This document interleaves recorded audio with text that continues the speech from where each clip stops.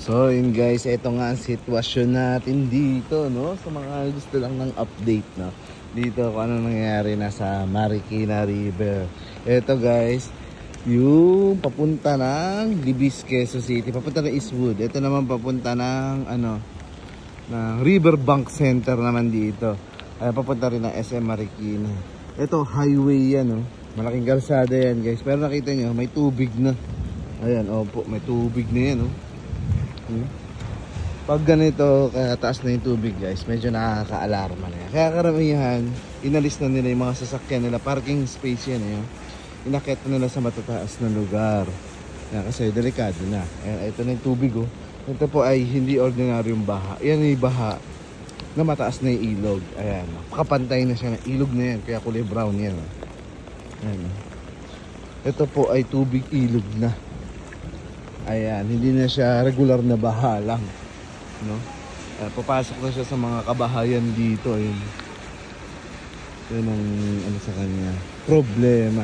Kaya nga wala nang sasakyan dito. Punong-puno yan ang sasakyan pag regular na araw, wala may bagyo. Yung iba nang sa matataas ng lugar. Yung akin, nandun sa may SM guys, nandun sa may SM.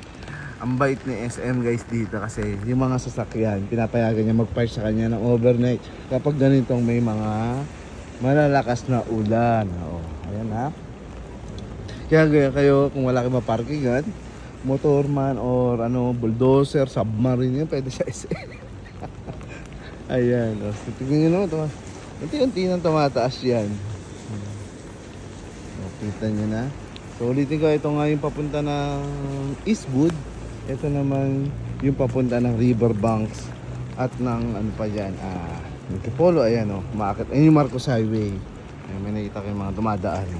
Ito nyo guys, ayan na yung tubig o. Ilog na po yan, parte na yan ng ilog.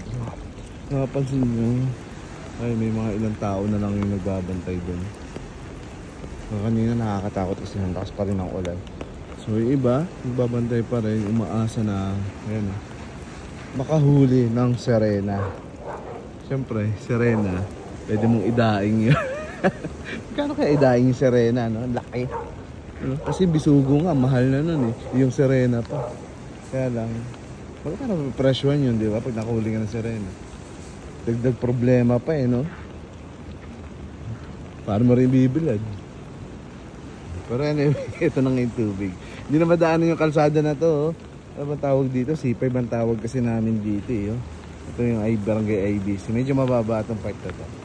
Pero sa ibang, kahit Quezon City naman, binabaha na. Ito naman pag super typhoon lang. O kaya yung habagat na malalakas, kagaya nitong bagyo na gano'n. Kita nyo. Ayun, ito po yung ano yan eh, Burulad. Kunti na lang, sasampa na sa sahig niya, no? Ayun, lakas ng agos oh. Galing na po yan sa ilog. Ayun oh. Ayan, oh. So sana lagi kayo nag-iingat dito guys ha.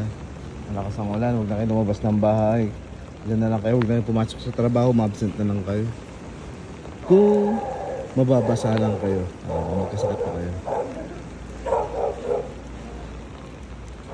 Ako na nga lang yung nandito. Kaya punta. Bukas pa kayong burautan sa Divisoria.